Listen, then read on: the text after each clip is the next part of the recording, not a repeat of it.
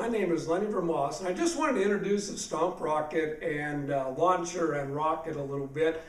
Just to give you a little bit of a history, about 3 years ago I went to a NETA conference in Omaha and had seen this shown and thought it looked like it might be fun, and I brought it home, and the first one I launched, it went about 150 feet, and I thought this is going to be something the kids are really going to enjoy doing. It's not quite blowing up stuff, but it's something that my experience has been that the students really like doing it. I've done it now with 6 different classrooms of kids, and each time I kind of refine a little bit how I put it together and what I do with the rockets. So the following is just kind of some hints and ideas that I have to help you maybe get over those rough spots that I had with the building. A little bit about the Stomp rocket construction. I wanted to create a video just to talk to you a little bit about how the Stomp rocket is created. The other materials are listed on my Stomp rocket document as well. But this is what I used for a launcher, and the details. Out of a 2-foot or out of a 10-foot piece of pipe, you can make 2 of these, and the pieces are listed. This uses a 45-degree elbow here. What I like about it is this part here, because with this notch right here, you use a 2-liter pop bottle. When you slide the pop bottle on, then it stomps against or stops against this piece right here. So that allows you to put the rocket on the end. And so you put the rocket on the end. And then what you do for the Stomp rocket part is you squish this and it forces air out. So it goes, so when you swish it, it goes like this.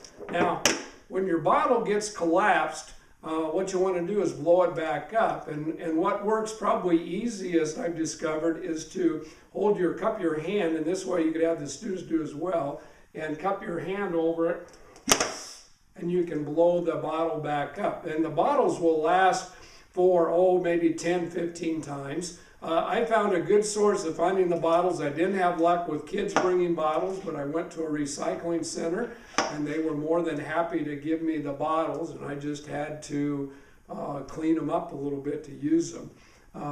But I did glue these. I put the caps on the end, and as I said, the description of the links is on the document.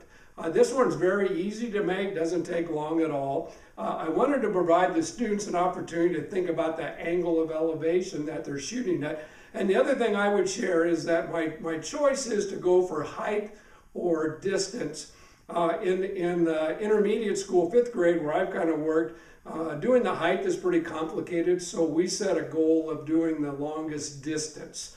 And so typically a 45-degree angle would work, but when the wind blows, you might want to go a little bit higher, which allows me to use this. Okay. This is what the adjustable one looks like, and this involves a little bit more woodworking. I used dowel sticks to go through here, and I used 5-degree angle increments here as I go across. I use a rubber band to hold it, flexible tubing here, and then I use the same on the end, just the pipe. Now, one thing that I did do on both of those that works pretty well is to sand the edge of it, so I've got a kind of a 45-degree angle. That helps with putting the pop bottle on. That also helps up here when you go to slide the rocket on.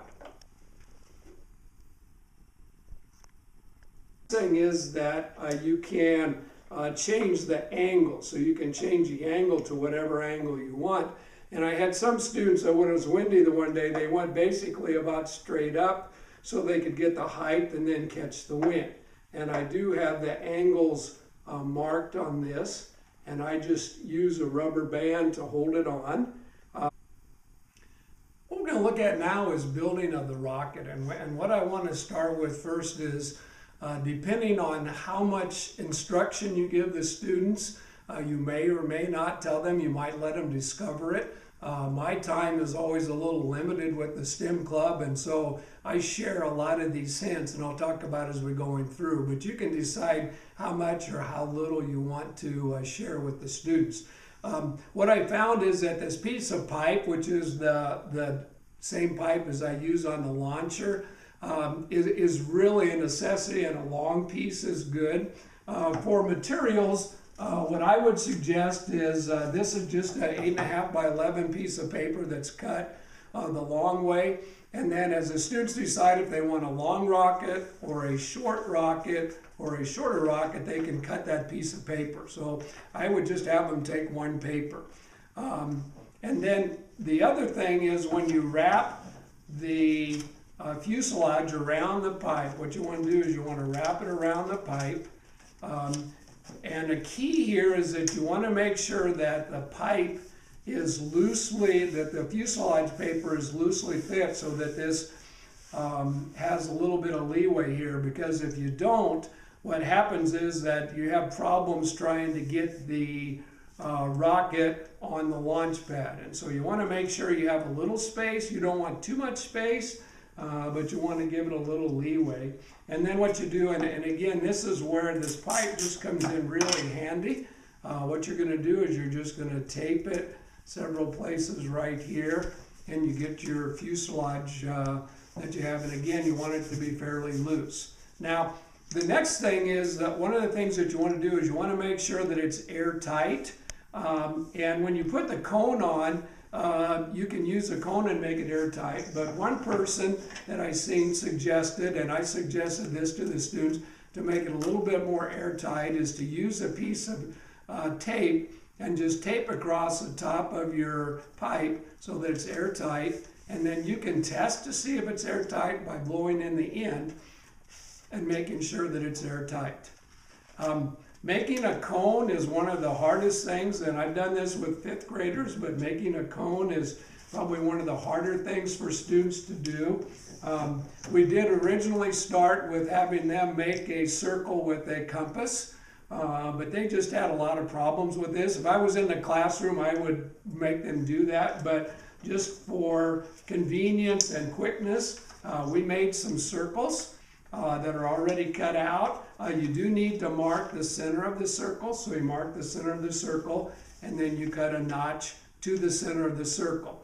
And then your cone you can make, if you want a flat, not too high of a cone, you just don't overlap very much. And then as you overlap more, what happens is your cone gets longer. And so the more you overlap, the longer your cone is going to be. And then you just put a piece of tape on.